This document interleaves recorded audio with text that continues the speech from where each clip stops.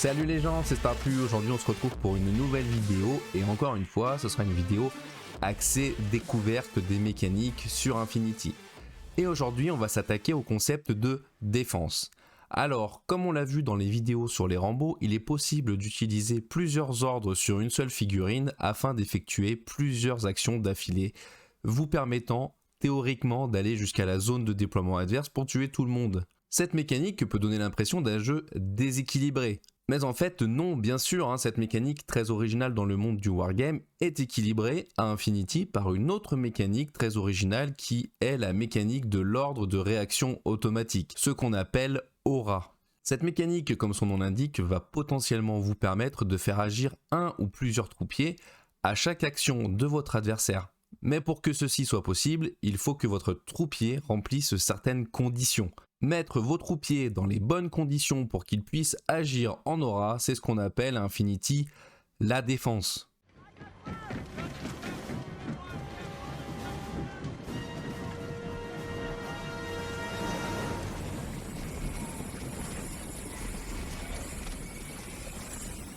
Effectivement, le but de la défense va être de placer certains de vos troupiers à des endroits stratégiques où ils vont pouvoir voir ou entendre la figurine adverse lors de ses déplacements ou actions afin d'effectuer des auras, dans le but de le ralentir, voire même de le tuer, ou le cas échéant d'au moins le dissuader d'avancer. Le premier objectif de votre défense, comme on l'a dit plus tôt, va être d'empêcher votre adversaire de rejoindre votre zone de déploiement, où il pourrait tuer les figurines que vous ne voulez pas voir mourir. Mais pas seulement, le but de la défense peut aussi être d'empêcher votre adversaire de scorer au scénario ou de se mettre en position de pouvoir le faire. Et enfin, on peut aussi envisager la défense pour simplement entraver la libre circulation de votre adversaire sur la table pour juste lui compliquer la vie.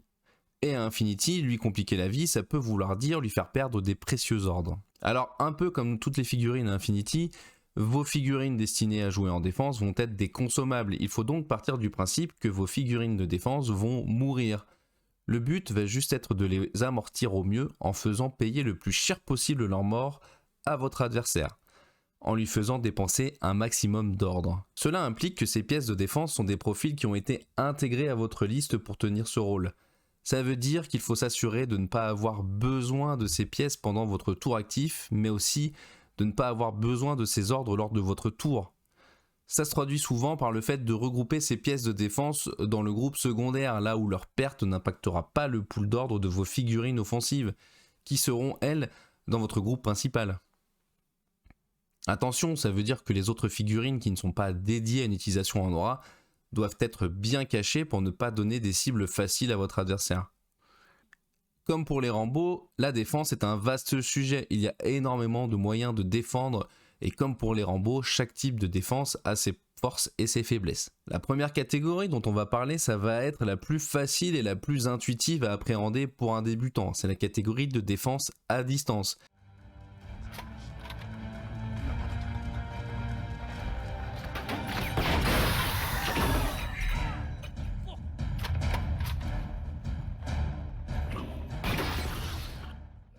Cette catégorie, comme son nom l'indique, se caractérise par des armes à longue distance, mais aussi par une faible rafale bien souvent, vu que la rafale en aura est limitée de toute façon à 1. Mais ce sont aussi des pièces qui ont une très grosse capacité d'arrêt. On va mettre dans cette catégorie tout ce qui est fusil sniper, Panzerfaust, lance-missiles, lance-roquettes, mais aussi certaines armes non létales, comme le flash pulse par exemple.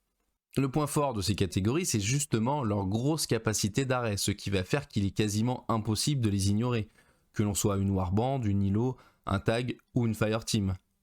Le deuxième point fort réside dans leur portée, car vous serez en mesure de couvrir un maximum de terrain, afin d'augmenter le potentiel de pénibilité de votre pièce. On va pouvoir essayer de prendre les plus grandes transversales possibles pour créer une ligne virtuelle à travers la table, difficile à franchir pour votre adversaire, et aussi pour obliger votre adversaire à s'aventurer hors de sa zone de déploiement pour gérer vos pièces d'aura et potentiellement s'exposer à des tirs croisés ou d'autres types de menaces. Le point faible de cette catégorie en revanche, ça va être la stat.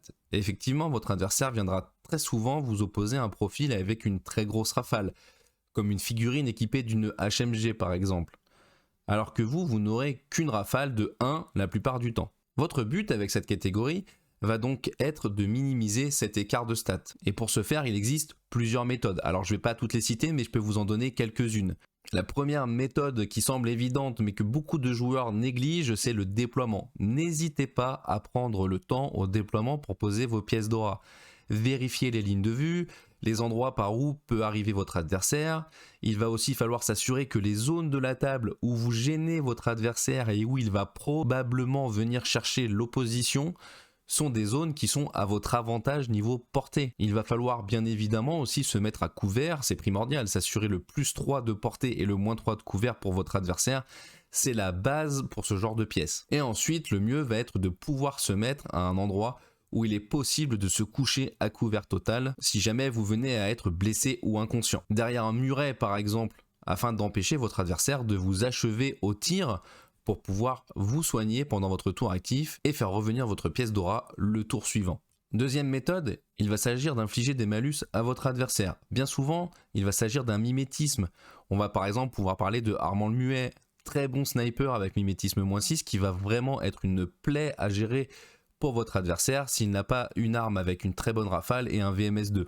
Troisième méthode, enlevez les malus que votre adversaire pourrait vous infliger avec des profils comme Mark Matchip qui annule le couvert. On va penser notamment au Spetsnaz Sniper. On va penser aussi aux figurines avec un viseur multispectral qui annule le mimétisme adverse. Par exemple, le Nice avec son VMS2. A noter que les pièces d'aura avec VMS ont un double intérêt parce qu'ils ignorent les smokes adverses, empêchant votre adversaire d'ignorer votre pièce d'aura avec une warband par exemple. Quatrième méthode, la surprise. Donc là on va parler des profils en déploiement caché ou en camo, holo echo, holo masque, etc. On peut citer par exemple le Noctifère lance-missile qui va pouvoir se déployer caché dans sa zone de déploiement pour se révéler au moment opportun. Le principal intérêt de cette méthode est que vous allez pouvoir choisir à quel moment se révéler pour avoir une oppo favorable. Parce que votre adversaire est en position de déclencher plusieurs auras par exemple, ou quand votre adversaire est dans sa mauvaise portée et vous dans la bonne. Enfin bon, vous avez compris l'idée. Cinquième méthode, on va parler de la rafale, parce que oui, contrairement à ce que j'ai dit un peu plus tôt, il y a des profils qui ont la possibilité d'avoir leur rafale complète en aura. Ce qui reste le meilleur moyen de mettre la stat de votre côté. On va parler bien sûr des drones HMG réaction totale, mais aussi des profils avec neurocinétique, comme le Sin Eater par exemple. Ensuite, on va parler des fireteams défensives. Alors, on pourrait faire une vidéo entière sur les fireteams tellement le sujet est vaste, mais là, on va se contenter de parler rapidement de la fireteam défensive. Ce qu'il faut retenir, c'est que certains profils en fireteam vont pouvoir gagner un +1 en rafale, que ce soit en actif ou en réactif, mais aussi un bonus pouvant aller jusqu'à +3 au jet de tir. Ceci combiné au fait qu'on peut gagner 6ème sens qui vous immunise au malus de la surprise attaque et vous permet de riposter à travers les smokes sans malus, on comprend vite pourquoi la fireteam défensive est le principal avantage à jouer en sectoriel plutôt qu'en généraliste. La fireteam défensive est d'ailleurs aussi la plus facile à jouer pour un débutant. Et pour finir sur les pièces d'aura à longue distance, je voulais aussi vous parler de l'armure, parce que comme expliqué plus tôt, de faire perdre un maximum d'ordre à votre adversaire. En ce sens, il est très important de rester en vie en continuant à faire peser la menace de votre pièce sur l'adversaire. Et certaines pièces d'aura vont briller par leur capacité à rester en vie justement. On peut citer par exemple le Volcalac lance-missile, qui ne part pas du tout favorable sur ses oppositions, mais qui avec son armure de 4 et son immunité totale pourra tanker à couvert de nombreuses oppositions ratées avant de mourir, ou de se cacher derrière un mur pour revenir le tour suivant. Alors bien souvent, utiliser une de ces méthodes ne suffit pas, bien que je pense qu'il y a plus d'un joueur qui s'est fait pourrir une partie par un warcore bien placé à couvert dans la zone de déploiement adverse. Je vous laisse imaginer ce que peut faire une figurine avec mimétisme en fireteam et à couvert. La deuxième catégorie de défense dont on va parler, ça va être la catégorie de défense à courte portée.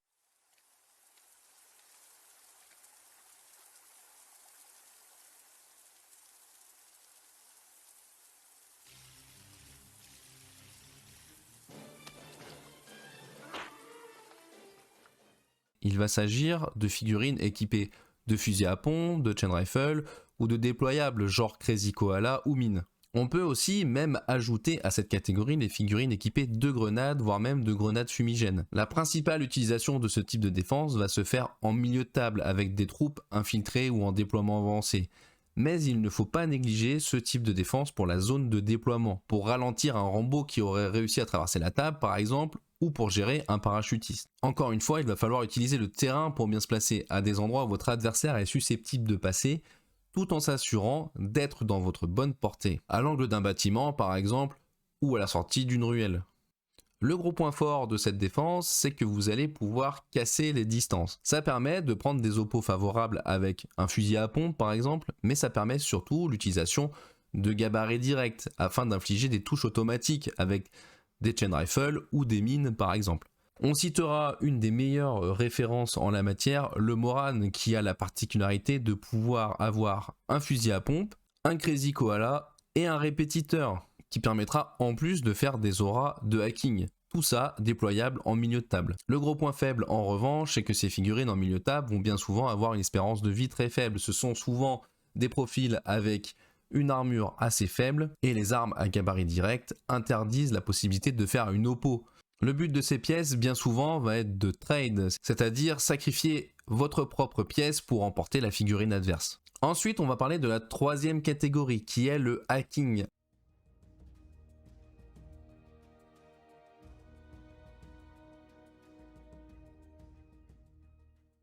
Alors en N4, le hacking est une défense quasiment aussi importante que les autres, car ça va constituer le meilleur moyen d'arrêter une îlot et surtout un tag. Les tags ont souvent une très bonne BS, une très bonne rafale, une bonne armure et même des fois du mimétisme. Ils n'auront donc aucun mal à se débarrasser d'une pièce d'aura à longue distance. Et ne comptez pas dissuader un tag d'avancer à travers la table avec un infiltré au fusil à pompe. Le hacking reste donc la meilleure solution pour l'arrêter en aura. Pour ce type de défense, le type de hacker qui va nous intéresser en pièce d'aura, c'est le hacking device, qui va permettre d'immobiliser ou d'isoler les drones, les îlots et les tags, et qui va aussi permettre de prendre possession de ces derniers. Le hacking n'est d'ailleurs pas inutile face aux autres types de troupes, car il va permettre tout de même de spotlight les troupes qui seraient non hackables, afin de les rendre plus vulnérables au tir lors de vos prochaines oppositions. Le point fort de ces pièces d'aura va être leur incroyable capacité d'arrêt sur une partie des pires pièces d'assaut du jeu, interdisant complètement une zone de la table à ces derniers. De plus, le hacking se faisant sans ligne de vue, la plupart du temps, les pièces hackables n'auront aucun moyen de vous déloger s'ils ne sont pas stealth. Il faudra obligatoirement que votre adversaire vienne gérer cette menace avec un killer hacker ou une warband par exemple. C'est d'ailleurs le principal point faible des hackers, bien souvent ils meurent assez facilement dès qu'on vient les chercher. Ils sont aussi assez vulnérables en réactif face à un killer hacker. Le programme Trinity qui donne un bonus de plus 3 ainsi qu'une rafale de 3 permet en général de neutraliser un hacker en 1 ou 2 tours. Leur autre point faible est aussi la faible portée du hacking vu qu'il se fait en zone de contrôle. Mais comme pour les autres catégories, il existe des choses à prendre en compte lors de la création de votre liste et lors du déploiement dans le but de maximiser la pénibilité de votre hacker. Tout d'abord, il est conseillé d'avoir accès à un réseau de répétiteurs afin d'étendre de façon significative votre zone de menace. De plus, si votre réseau est bien placé, il pourra bloquer le passage au killer hacker adverse qui sera obligé de tenter de vous hacker à travers vos propres répétiteurs et ainsi se voir infliger un malus. Ensuite, je conseille souvent d'essayer de jouer au moins les hackers par 2. Si votre adversaire tente de vous hacker à travers vos répétiteurs, il se retrouvera en opposition avec 2 hackers. Ce deuxième hacker peut d'ailleurs être un killer hacker afin de rajouter un peu de pression à votre adversaire. Le camouflage ou le déploiement caché sur un hacker est aussi à ne pas négliger en défense. Ils permettent souvent de prendre par surprise votre adversaire s'il tente de hacker votre hacker principal à travers vos répétiteurs. Il est aussi très intéressant de mettre un hacker dans une fireteam quand c'est possible, afin de lui faire gagner 6ème sens. Dans ce cas de figure, ça permet de pouvoir hacker les figurines stealth qui passeraient dans la zone d'un répétiteur ou qui tenteraient de venir assassiner votre hacker. Et enfin, on va dire quelques mots sur le Suppressive Fire.